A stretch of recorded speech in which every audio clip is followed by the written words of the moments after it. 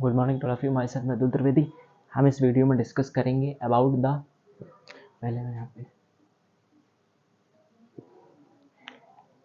The process how the living will is executed related to euthanasia. मतलब जो इथोनेसिया हमने इसके पहले वीडियो में डिस्कस किया था अबाउट इथोनेसिया, तो उसका प्रोसेस क्या है, कैसे वो इथोनेसिया फाइल होगा और फिर कैसे वो इथोनेसिया जो होगा अप्लाई होगा। लेकिन उस इथोनेसिया को अप्लाई करने के लिए एक कॉन्सेप्ट होता है लिविंग विल का कॉन्सेप्ट। लेकिन उससे पहले हम देखेंगे कि सुप्रीम कोर्ट ने इसे कैसे हमारे इंडिया में लागू किया। तो supreme court in Aruna Shanbaug case in 2011, जब कोई भी लॉ बनता है हाँ, तो फिर उससे रिलेटेड हजारों केसेस आते हैं। लेकिन कुछ में जजमेंट होते हैं हाँ, जिनकी वजह से नए नए जो लॉ होते हैं वो निकल के आते हैं और वो हमारे इंडियन कॉन्स्टिट्यूशन में भी शामिल हो जाते हैं अमेंडमेंट्स के तौर पे। तो एक केस आया अरुणा सोमबोंग केस। तो इस केस में हुआ था हाँ कि जो ये अरुणा सोमबोंग थी हाँ, तो ये परमानेंट वेजिटेशन स्टेट में थी हाँ, तो इसीलिए मतलब परमानेंट वेजिटेशन केस मैंने स्टेट जो होती है उसका मैंने मतलब बताया था हाँ कि उनका ब्रेन डेड था लेकिन एक्टिविटीज़ जो बॉडी की थी वो हो रही थी, तो वो कोमा की जैसी सिचुएशन थी हाँ। तो उस केस में पहली बार हुआ हाँ कि इथोनेसिया जो था, जो पूरे वर्ल्ड में तो लागू हो रहा था लेकिन हमारे इंडिया में लागू नहीं हो रहा था, तो वो 2011 में हुआ ये हाँ कि जो डॉक्टर्स थे हाँ, तो उनकी कंसल्टेशन लेकर के सुप्रीम कोर्ट ने इसे लागू किया। तो क्या हुआ, Supreme Court in Aruna Sambong case in 2011 allowed passive euthanasia only for who is in permanent vegetation state। मतलब जो कि केवल परमानेंट वेजिटेशन स्टेट के लिए ही लागू होगी, लेकिन उसकी भी अलग अलग सिचुएशंस हैं। Supreme court held in every case of euthanasia decided by high court bench. मतलब जो हाई कोर्ट होगी, इससे जो रिलेशन है यूथनेशिया से, ये सुप्रीम कोर्ट या डिस्ट्रिक्ट कोर्ट से रिलेशन नहीं होगा। हाई कोर्ट जो है इस मैटर को संभालेगी। पहले इसका जो पूरा 3 स्टेप्स हैं, उन्हीं 3 स्टेप्स को जब कोई व्यक्ति फॉलो करेगा तभी यूथनेशिया हो सकता है। After seeking the advice of doctors health court allow passive euthanasia in India.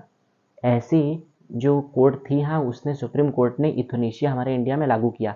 अब एक कॉन्सेप्ट बताया सुप्रीम कोर्ट ने, लिविंग विल मतलब वही कॉन्सेप्ट, वही प्रोसेस या हाँ जिसके जरिए हाँ एक पेपर होता है वैलिड पेपर हाँ, तो ब्लैंक पेपर जिसमें हाँ ये लिखना होता है जो 3-4 स्टेप्स हैं हाँ, तो उन सबके साइन होना जरूरी होता है। कौन कौन से वो स्टेप हैं तो हम देखेंगे लिविंग विल में कि how living will is executed. मतलब ये जो लिविंग विल है वो कैसे लागू होता है हाँ, इसका क्या प्रोसेस होता है।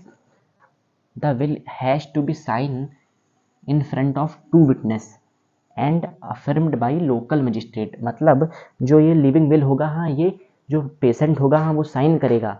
ये लिविंग विल जो होगा वो पेशेंट जो होगा वो साइन करेगा और वहाँ पे 2 गवाह होने चाहिए, 2 विटनेस होने चाहिए, और फिर उसके बाद ये डिस्ट्रिक्ट अथॉरिटी जो होगी मतलब डीएम, तो उसके पास जाएगा या एसडीएम के पास हाँ, तो फिर वो उस पर साइन करेगा, फिर आगे भेजेगा।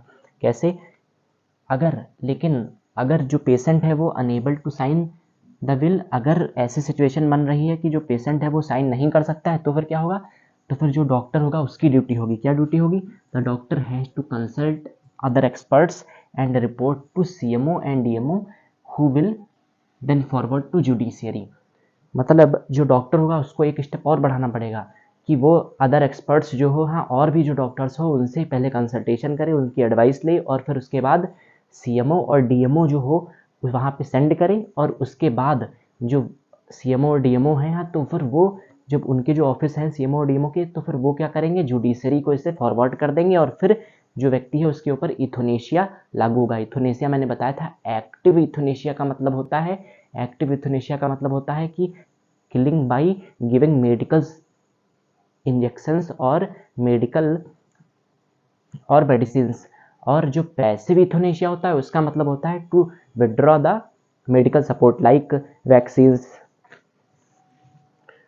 तो इस समय क्या इथोनेशिया की सिचुएशन है वो ये है कि recently supreme court in 2023 directed the government to make laws on euthanasia. मतलब जो 2023 में जो सुप्रीम कोर्ट थी, जब और केस ऐसे अराइज हुए तो सुप्रीम कोर्ट ने क्या किया कि इथोनेशिया पे कोई ना कोई और भी लॉज बने तो वो उन्होंने डायरेक्ट किया गवर्नमेंट को, जो सेंट्रल गवर्नमेंट थी और जो स्टेट गवर्नमेंट थी। सुप्रीम कोर्ट ने कहा हाँ कि डायरेक्शन दिए हाँ कि इसके ऊपर लॉज बनाओ इथोनेशिया के ऊपर। अब हम डिस्कस करेंगे कि इसकी ग्लोबल स्टेटस क्या है इथोनेशिया का अगले वीडियो में। Thank you, have a nice day, please take a screenshot.